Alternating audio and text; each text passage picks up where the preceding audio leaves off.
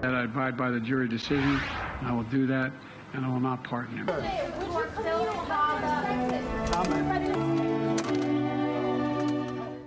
Despite a half dozen public comments from President Biden and his press secretary saying he wouldn't, the president has given his son, Hunter Biden, a full presidential pardon. Yesterday, the president justified his decision, saying his son was unfairly prosecuted. And joining me now to talk about a little bit more about this, Chief Legal Analyst Khalif Rhodes. And Khalif, President Biden, he used some examples here of the political nature of where his son was brought to trial on this, and he says this never should have happened. He said, listen, if an objective person looks at this, there's no other way they can say, but this was not a selective prosecution, that no other time or as a person that fills out an application, did not do this multiple times, then attempt to use the gun for some type of unlawful means, have the prosecution been brought against that person. So he took it as a totality of the circumstances, looking at everything, because it was selective in nature, because it was political in nature.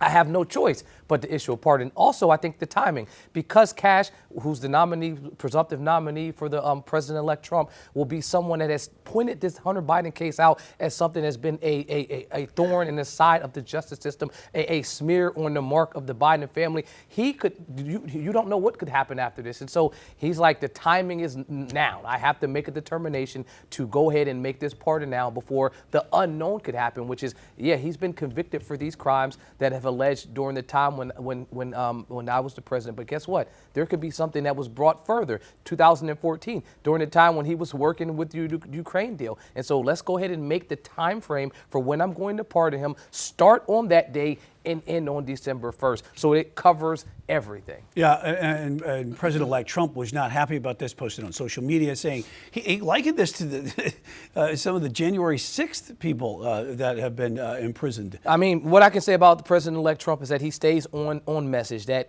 if you're going to attempt to do anything with Hunter Biden, if you're going to even touch his case at all, you have to look back at some of these January 6 hostages, as he calls them, protesters or rioters, is what they've been called, and convicted felons, where a number of these folks have been convicted.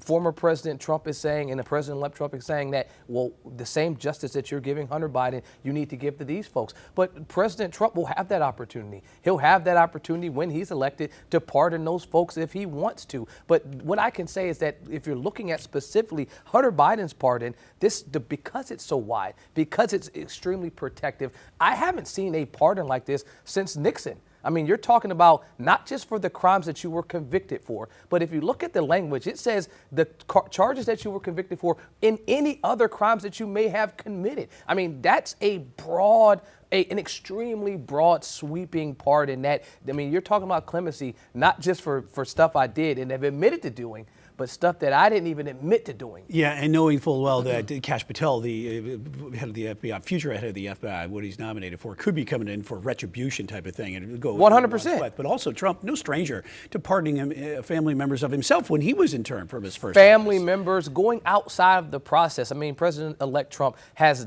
he pardoned 237 plus individuals. And normally folks that are pardoned go through the pardon office. It's an office within the federal government, and they go through a process. Folks will submit a petition. And of those folks that submit a petition, typically the president is selecting someone that's on that list. Well, the former President Trump didn't do that. His came from, Kim Kardashian was one of his biggest ones. She supported a woman that was convicted of drug trafficking. Paul Manafort, that right. We're looking at right Paul there. Manafort, someone that was pushed by ties to Russia. Most of the folks that he gave clemency to were people that were supporters of him.